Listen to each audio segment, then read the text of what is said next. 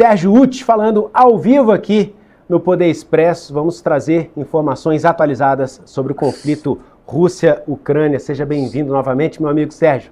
Boa tarde. Boa tarde, Jesus. Já boa noite. Aqui já são 8h20 da noite, embora esteja claro, mas 8h20 da noite ou da tarde, como queira, aqui em Londres, depois de um domingo daqueles, Jesus. O que aconteceu nesse fim de semana na Rússia provavelmente vai entrar nos livros de história, vai ser estudado por todas as grandes escolas de inteligência, porque foi uma das operações mais importantes e significativas e simbólicas, eu digo, dessa guerra, depois inclusive que os ucranianos conseguiram afundar aquele navio Moscou, que era um navio muito simbólico para a Rússia. Eles conseguiram fazer isso no Mar Negro. Vocês devem ter visto o que aconteceu nesse fim de semana. A Ucrânia conseguiu levar secretamente, usando uma rede de espiões, 117 drones para a Rússia. Esses drones foram colocados em caminhões e levados para perto de 4 bases aéreas da Rússia. Uma delas a 4.000 quilômetros de distância. Por que os ucranianos não lançaram esses drones a partir da Ucrânia? Porque queriam escapar da defesa antiaérea russa. Esse plano envolvia, portanto, levar esses drones dentro de containers em caminhões. Os caminhões abriam o teto. No comando, havia 117 pessoas pilotando os drones, um piloto para cada drone, e todos eles em território ucraniano. Esses drones levantaram voo com o teto do caminhão se abrindo automaticamente e atacando essas bases aéreas, Jesus, onde estão esses aviões Tu-95, Tu-96, são bombardeiros usados pela Rússia para lançar mísseis de cruzeiro, aqueles mísseis de longo alcance. Esses bombardeiros, esses aviões, inclusive, são usados para lançar armas atômicas, se for o caso. Drones que custam ali R$ 3.000, mais ou menos, alguns milhares de reais, destruíram o equivalente, segundo os ucranianos, a 7 bilhões de dólares. Foram 41 aviões atingidos e pelo menos 13 foram totalmente destruídos, o restante parcialmente destruído. Foi um ataque muito significativo dos russos, a ponto dos ucranianos, aliás, a ponto do presidente Volodymyr Zelensky, quando comemorava com o chefe do serviço secreto russo o que aconteceu, dizer o seguinte: Jesus, olha, dos nossos pontos de organização desse ataque, um dos nossos escritórios funcionava exatamente ao lado de um dos escritórios do serviço secreto russo, meio que zombando de Moscou, porque na verdade foi uma operação do serviço secreto russo, do serviço secreto ucraniano, que levou 1 ano e meio para ser planejada e executada, envolvendo aí todos esses detalhes, como eu disse. Não adianta nem a Rússia dizer que isso não aconteceu. A gente sempre sabe, né, que existe um esforço, as informações são filtradas. Quando um lado diz que teve êxito em determinada operação militar, o outro lado nega, né, para se manter ali uma narrativa perante a população, perante as suas tropas. Mas nesse caso em específico não havia a menor possibilidade de se negar, foi tudo gravado, né? Tão importante quanto atacar os aviões é mostrar que os aviões foram atacados, né, numa guerra em que a narrativa é um fator tão importante, né? Então você tem razão. Tão significativo quanto atingir esses aviões é mostrar para o mundo, para os amigos, para os inimigos, que isso aconteceu, né? Foi a reação da Rússia? Qual foi o posicionamento da Rússia? Olha, a Rússia ainda está em silêncio em relação a esses ataques. As autoridades admitiram que alguns aviões foram atingidos.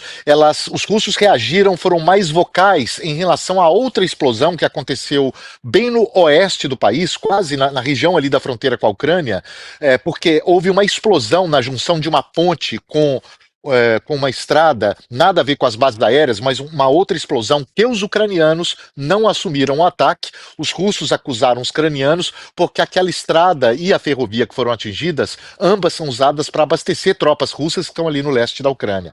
Mas, depois que aconteceu essa explosão, um trem acabou descarrilando, 7 pessoas morreram, mais de 60 ficaram feridas. O número de civis mortos pela Ucrânia em território russo é infinitamente menor que o número de civis ucranianos mortos pelos russos, mas de qualquer forma são vidas que se foram. E os ucranianos não querem esse desgaste. Até agora não assumiram a autoria desse ataque. De qualquer forma, esse ataque acontece no dia de uns ataques mais bem-sucedidos, eu diria, das histórias das guerras recentes, viu, Jesus? Esse ataque certamente vai entrar para a história, primeiro porque foi muito bem organizado, segundo, porque foi, em tese, muito barato, levando-se em conta o patrimônio que ele destruiu, e terceiro, porque pegou uma das maiores potências militares do planeta de surpresa, né? E agora, Sérgio, qual a perspectiva de um acordo de paz? Pois é, russos e ucranianos se reuniram novamente hoje em Istambul. Foi a segunda vez que eles se encontraram na Turquia para uma rodada de negociações e já chegaram com essa energia aí dos ataques. Os últimos sinais não foram bons, né? Uma semana atrás, a Rússia já tinha lançado o maior ataque de drones da história contra alvos ucranianos. Nesse domingo, ontem, a Ucrânia faz esse ataque. A energia já não era boa ali, não havia muitas indicações de que eles fariam alguma coisa em direção à paz. O que aconteceu, Jesus, de concreto, é que eles estabeleceram ali que todos os soldados doentes e feridos, que tenham menos de 25 anos, vão ser trocados, e acertaram também a devolução de 6.000 corpos de cada lado. A Rússia tem mais de 6.000 corpos de soldados ucranianos que morreram do lado de lá, e vice-versa, eles vão trocar esses corpos. Os russos também apresentaram algumas demandas para negociar um cessar-fogo. Essa demanda da Rússia é o seguinte: a Ucrânia teria que tirar todo o seu exército das 4 regiões que a Rússia invadiu e reivindica como suas. A Rússia não controla totalmente nenhuma dessas regiões e agora quer que o exército ucraniano se retire do restante delas. Quer também que o exército ucraniano praticamente deixe de existir, que a Ucrânia não receba mais ajuda estrangeira, nem tropas estrangeiras, nem armas, nunca faça parte da OTAN e que termine a lei marcial para que o país tenha eleições 100 dias depois dessa eleição, depois do fim da lei marcial. São demandas dificílimas dos ucranianos atenderem, eu diria, até porque os russos querem mais território do que aqueles que eles já invadiram, Jesus, daqueles que eles já ocupam hoje. Portanto, isso dá uma noção da dificuldade, que a gente tem pela frente em termos de negociação, de um cessar-fogo, pelo menos. Não estou falando nem do fim da guerra. E nos Estados Unidos, o presidente Donald Trump sinalizou que, se for necessário, ele vai sim fazer um encontro ali, participar de um encontro, talvez, entre Volodymyr Zelensky e Vladimir Putin, esse encontro tão esperado, que ainda não há sinal que isso vai acontecer, Jesus. Sérgio, quando eu me preparava aqui, estudava os últimos acontecimentos para a gente ter essa conversa, esse detalhe dos 6.000 corpos me chamou muito a atenção. Porque isso acaba passando batida em muitas reportagens e a gente se pergunta, 6.000 corpos? Como assim? Onde estão esses 6.000 corpos? Foram identificados? Não foram?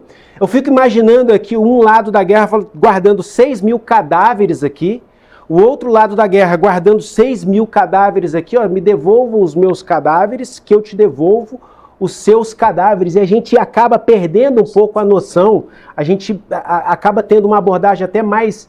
A gente perde um pouco a sensibilidade, né? A gente perde o senso da humanidade no meio de uma guerra como essa, né, Sérgio? E a gente não para pensar que tem ali... A gente está falando aqui de um número que a gente nem sabe exatamente se é esse, se é mais ou se é menos, mas como assim? 6.000 corpos. Provavelmente onde é maior. Estão esses, onde estão esses corpos? Por que reter esses corpos? Pois é, corpos viram cadáveres, isso vira...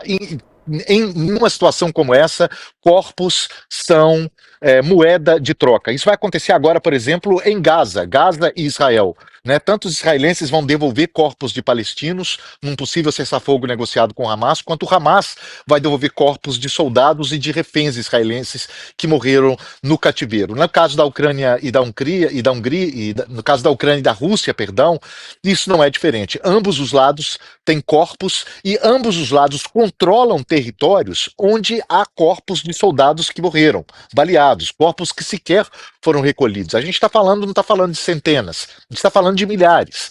Né? É uma guerra que, em 3 anos praticamente, ela produziu, segundo os ucranianos, obviamente não há como verificar esses números, mas os ucranianos alegam que pelo menos 900 mil soldados russos morreram em batalha. Os russos admitem um número muito menor do que esse, menos de 10% disso, e há estimativas aí de 300 mil, 400 mil de algumas organizações internacionais. Fato é que, você tem toda a razão, Jesus, a gente fica falando muito na questão geopolítica, da guerra, da máquina da guerra, mas o principal é a vida humana, e são centenas de milhares. A gente está falando aí de uma troca de 6 mil de cada lado, mas são centenas de milhares de cada lado. Eu tive em alguns cemitérios na Ucrânia, era impressionante como os cemitérios estavam crescendo e completamente tomados pelos soldados, pelos corpos dos soldados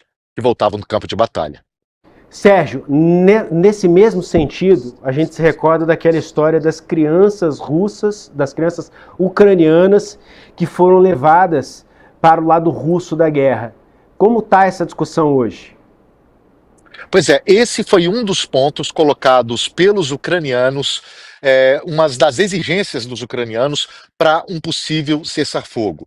Os ucranianos querem pelo menos uma trégua de 30 dias, incondicional, terra, água e mar, uma trégua que pare as batalhas em todos os setores. Os russos não concordam com isso porque acham que os ucranianos querem, na verdade, se reagrupar.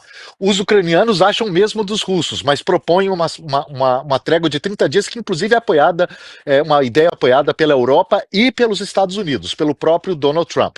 E entre as exigências feitas pelos ucranianos está a devolução de 7 mil crianças que, segundo os ucranianos, foram retiradas de regiões, principalmente regiões no leste do país, retiradas de seus pais e levadas para a Rússia. Muitas dessas crianças, milhares delas, já foram identificadas.